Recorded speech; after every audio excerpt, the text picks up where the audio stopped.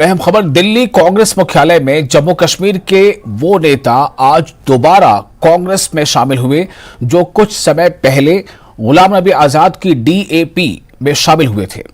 कांग्रेस के general secretary केसी वेणुगोपाल, जम्मू कश्मीर प्रभारी रजनी पाटिल और पवन खेड़ा की मौजूदगी में ये तमाम नेता कांग्रेस में शामिल हुए।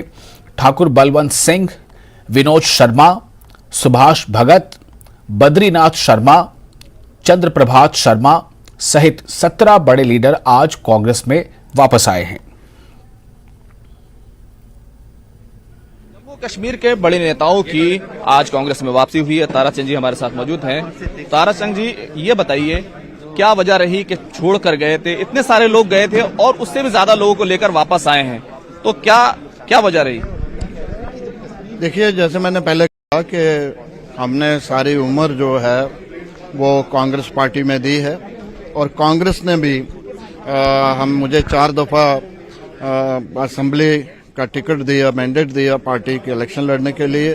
सीएलपी लीडर मुझे बनाया, 6 साल में स्पीकर रहा, 6 साल डिप्टी चीफ मिनिस्टर रहा, तो कांग्रेस पार्टी की वजह से हमसे जो फैसला हो गया वो जल्दबाजी में जज्बात में आके हमने वो फैसला ले लिया जो कि गलत फैसला था।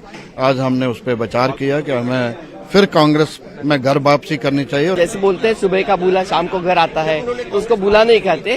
तो ये 2 महीने के लिए गए थे, अनकंफर्टेबल महसूस कर रहे थे और ये लोग सब बेसिकली सेक्युलरिज्म पे विश्वास रखने वाले हैं। जब उनको महसूस हुआ कि सेक्युलरिज्म की यहाँ कोई ख्वाहिश नहीं, गुंजाइश नहीं, तो ये लोग वापस आ गए। अगर वो विश्वास करते हैं सेक्युलरिज्म पे तो उन्होंने सोचना चाहिए। ये सब राहुल गांधी जी की जो सैलाब जो आ रहा है, जो कन्याकुमारी से लेके बहुत सारे लोग जो राजनीति में भी नहीं है वो भी सब उनसे जुड़े जा रहे हैं। महिला हो, वृद्धा हो, गरीब हो, बड़ा हो, सब लोग उनको गले लग रहे हैं। और राहुल जी को जो बोल रहे थे, राहुल जी को जो बदनाम करने का षड्यंत्र किया था आरएसएस ने, उसको बिल्कुल झूठा ठहरा के, उसको झुटला के राहुल जी आगे जा रहे हैं। क्योंकि हर एक की अफादत होती है, हर एक की काम करने का तरीका होता है और मुझे लगता है कि असर पड़ेगा या न पड़े ये वक्त ही फैसला करेगा। आजाद साहब से कुछ कहेंगे? नहीं, मैं आजाद साहब को कहना चाहता हूं कि आप भी रिकंसिडर करें और अपने घर वापस आए। बीजेपी अगर इलेक्शन के लिए तैयार होती, आज 9वां साल चढ़ गया जम्मू कश्मीर में विदाउट इलेक्शन। वो कौन डिलाई कर रहा है? वो बीजेपी कर रही है।